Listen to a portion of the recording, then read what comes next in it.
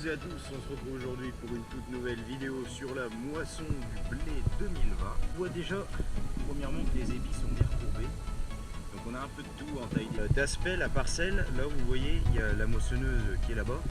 Et on a toute une bande, donc à peu près du chemin jusqu'au passage de... On avait dur et gras, donc là ça a été assez compliqué à négocier. Donc c'est aussi la première raison pour laquelle, comme vous pourrez le constater, on laisse la paille. C'est-à-dire qu'on va faire des andins. On ne labore pas, on laisse les andins pour la laisser à disposition d'un éleveur, tout simplement dans le but de la récupérer, car en fait, vu qu'on a du riz gras, l'objectif c'est aussi d'embarquer la graine de riz gras avec la paille, et déjà de pouvoir mieux le contrôler après dans le couvert, au moyen aussi des herbicides et des différentes techniques de travail du sol qu'on a à notre disposition.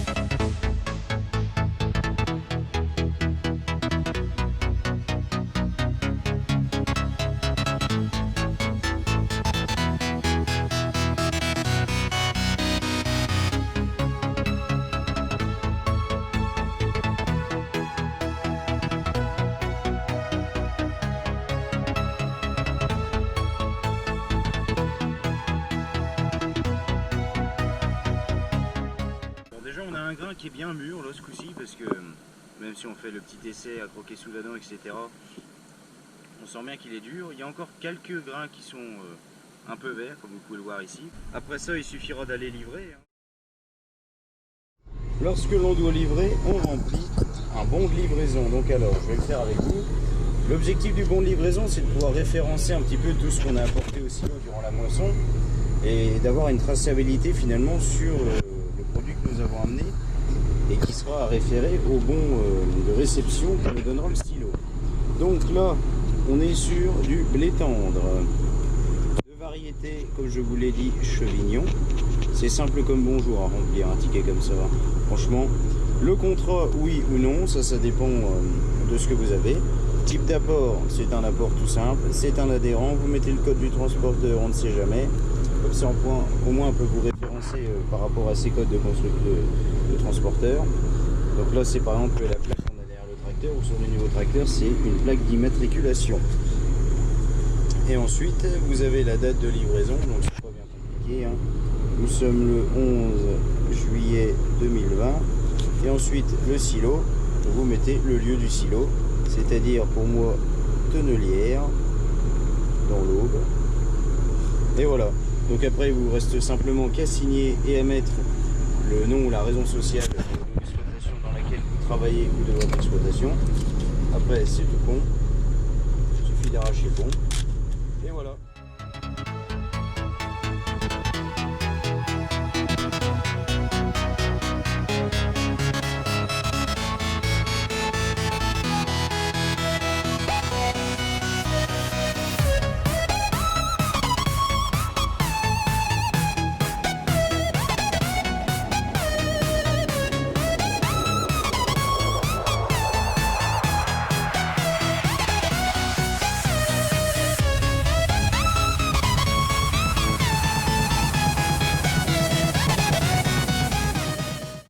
Ici on est sur un blé MMS avec un précédent luzerne.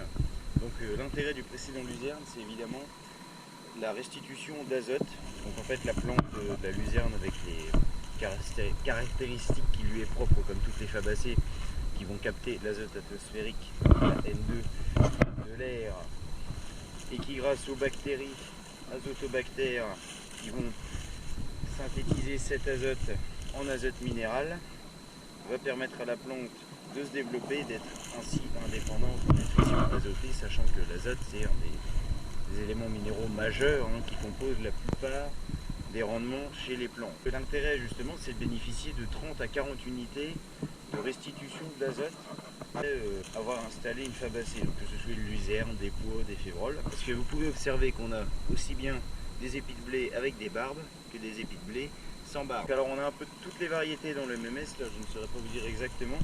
Mais l'intérêt majeur de faire ça, c'est d'avoir un blé qui combine les résistances variétales, peut ainsi potentiellement, je dis bien potentiellement, le rendre plus résilient à des attaques de maladies fongiques et pourquoi pas compenser une possible perte de rendement sur une variété. On va appliquer ça sur une maladie très répandue sur le blé comme la septoriose. On pourrait prendre aussi la fusariose par exemple, ou même l'oïdium. On a des tolérances en fonction des variétés qui sont plus ou moins élevées. Et donc c'est tout l'intérêt de combiner justement les atouts et les résistances de chacune de ces variétés, ainsi que les précocités, etc. pour déjà diminuer le risque d'avoir de trop grosses pertes de rendement à cause d'une attaque de maladie, et ainsi dans le but aussi de réaliser des économies.